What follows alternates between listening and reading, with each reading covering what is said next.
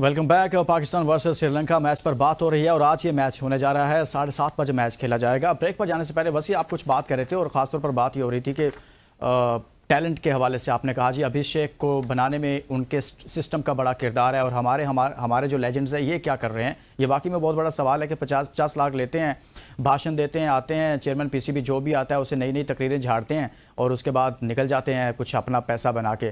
तो यहाँ पर तो ये हो रहा है सर, वहाँ युवराज अगर अभिषेक को बना रहा है तो यहाँ हम पैसा बना रहे हैं। सर अभिषेक शर्मा के साथ हमारे जिस वर्ल्ड कप में अभिषेक शर्मा खेला था वहाँ पे अली जरियाब खेला था। हाँ। वो लड़का किधर है?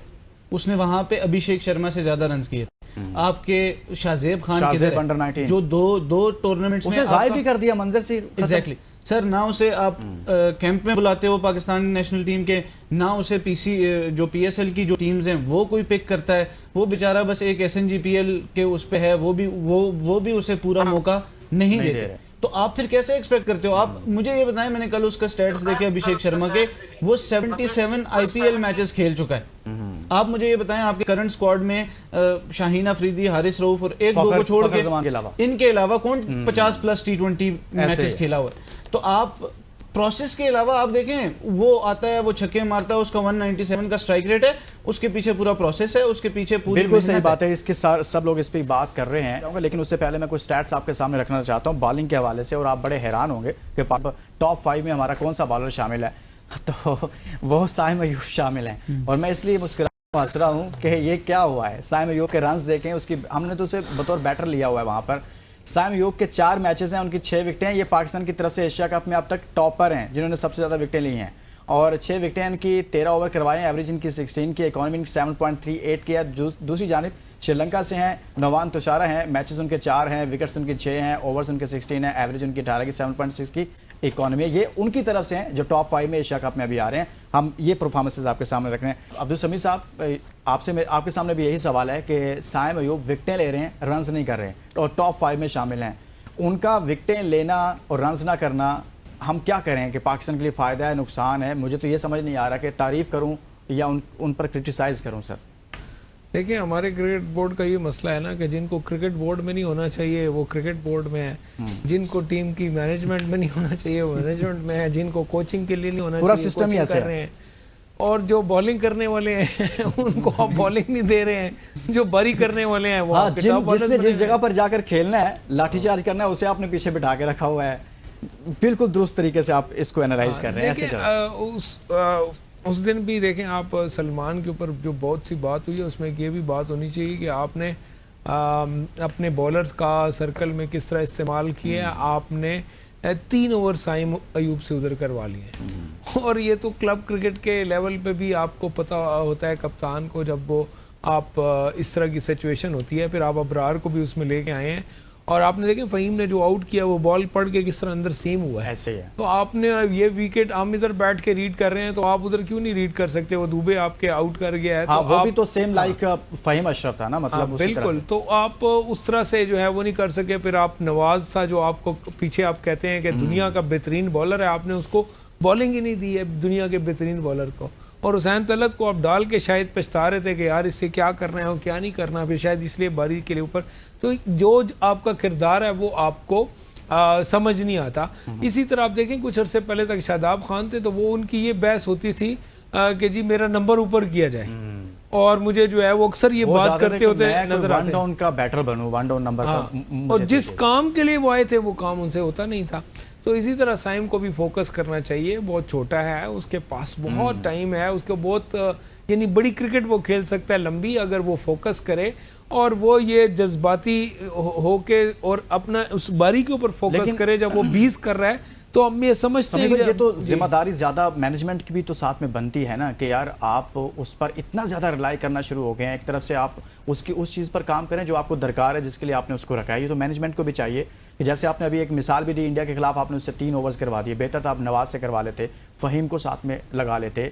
आपने उनसे ओवर्स ही नहीं करवाए और एक पार्ट टाइम बॉलर जिसने कभी कभार चले विकेटें ले जाता है लेकिन उसको फेंटा पड़ रहा है, फिर भी आप ओवर्स करवाए जा रहे हैं। वैसे मुझे ये बताएं कि इनकी बात हो रही है साइम अयूब के हवाले से और साथ में बॉलिंग की दोनों तरफ से बात हो रही है।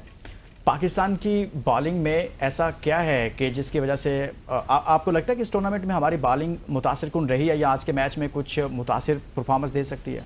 सर देखें, जिस तरह आपने स्टैट दिखाया तो उसके बाद तो मैं कैसे उसको मुतासर कुन कह सकता हूँ। क्या आपके हारिस रऊफ, आपके शाहीन शाह अफरीदी, आपके अबरार, सुफियान मुकीम, चलें सुफियान को हम इसलिए भी इतना वो नहीं करते कि उन्हें पूरे मैचेस भी नहीं मिले, अबरार, फ़हीम अशरफ, ये 5 आपके प्रॉपर बॉलर्स हैं और आपका कोई भी बॉलर टॉप 5 में नहीं है। ठीक है, साइम अयूब के साथ मैं थोड़ा सा विद ऑल ड्यू रिस्पेक्ट जोड़ूंगा मोहम्मद हफीज़ साहब को। जब वो भी क्रिकेट खेलते थे, खुद भी कप्तान थे, कभी बॉलिंग में चल गए, कभी बैटिंग में चल गए, तो उन्होंने भी अपना पूरा करियर 7-8 साल का इसी तरह हमारे सामने गुजारा है।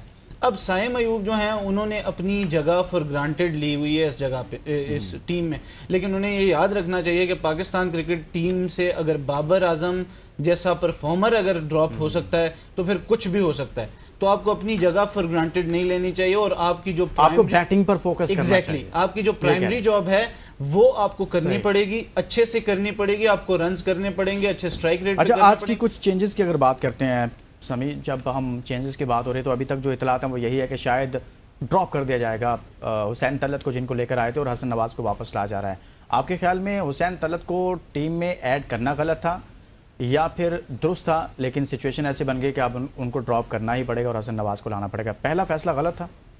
देखिए, इसलिए गलत आपको समझ आता है ना कि या तो आपने इस एंगल से डाला हो, ऑलराउंडर को आप इसलिए खिलाते हैं कि वो आपके दोनों काम करता है। तो अगर आपने उनसे बॉलिंग ही नहीं करवाई तो इसका मतलब है कि आपने उसको बैटिंग के लिए, तो बैटिंग में अगर कंपैरिजन आप करते हैं हसन नवाज का और उसका, तो वो कंपैरिजन बनता नहीं है।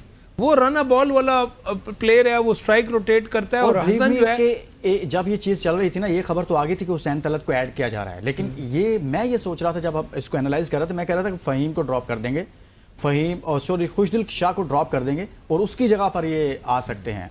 लेकिन ये बड़ी हैरानकुन बात थी कि आपने हसन नवाज को ऐसी पिच पर ड्रॉप कर दिया। हाँ, ये बिल्कुल, और ये शायद उन्होंने रियलाइज़ किया हो 143 का स्ट्राइक रेट है और वो छिकों का प्लेयर है, और आपको बड़े अरसे से ऐसे प्लेयर की तलाश थी जो सारी दुनिया के पास मौजूद थे, हमारे पास नहीं थे, जो किसी भी नंबर पे आके बड़ी शॉट्स खेल सकता है और मैच का पांसा पलट सकता है, और उससे बड़ी उम्मीद है। और मुझे लगता है कि आज ये गलती नहीं दोहराएंगे और इसको जो है मेरे ख्याल में ये उसकी जगह पे इसी को टीम में शामिल किया जाएगा, हसन नवाज की जगह, और हुसैन तलत को रेस्ट दिया जाएगा। सही हो गया, हुसैन तलत को आज रेस्ट दिया जा सकता है, इसका इम्कान है। वसी, जब दोनों की हम बात कर रहे हैं इस तरह से कि यार, लेकिन ये इस पिच पर फास्ट बॉलर्स या फिर स्पिनर्स कौन डोमिनेट ज़्यादा करेगा? अभी तक जो टूर्नामेंट हुआ है इसमें ये बैटिंग को इतना शायद बहुत ज़्यादा सपोर्ट नहीं करती है पिच, आई थिंक। और पाकिस्तान को ये नहीं चाहिए कि अबरार अहमद की जगह पर आप सुफियान मुकीम को ज़्यादा कंटिन्यू करें, तो मेरे ख्याल में वो ज़्यादा बेहतर हो सकता है, और अबरार की जगह पर। बिल्कुल ऐसा ही है, और एक और चीज़ भी हो सकती है, एक टफ डिसीजन है। मेरा एक मानना ये है कि अगर आपने हारिस से बारी नहीं करवानी तो फिर उससे ड्रॉप करके एक सुफियान मुकीम को खिला लें और साहिबजादा फरहान से आप कीपिंग करवा लें, क्योंकि हम करते रहे, हमने यूनुस खान से अगर कीपिंग करवाई है ना तो हम कुछ भी कर सकते हैं। ठीक है, आपको याद होगा 2015 वाला वर्ल्ड कप हमने उनसे कीपिंग करवा दी थी, उमर अकमल से कीपिंग करवा, चलें वो फिर भी पूरा टूर्नामेंट हम खेलें। जी एग्जैक्टली। फिर आखिर में हमने सरफराज अहमद को, लेकिन यहाँ पे तो हमारे पास और कोई ऑप्शन ही नहीं है, हम कीपर लेके ही नहीं गए हुए।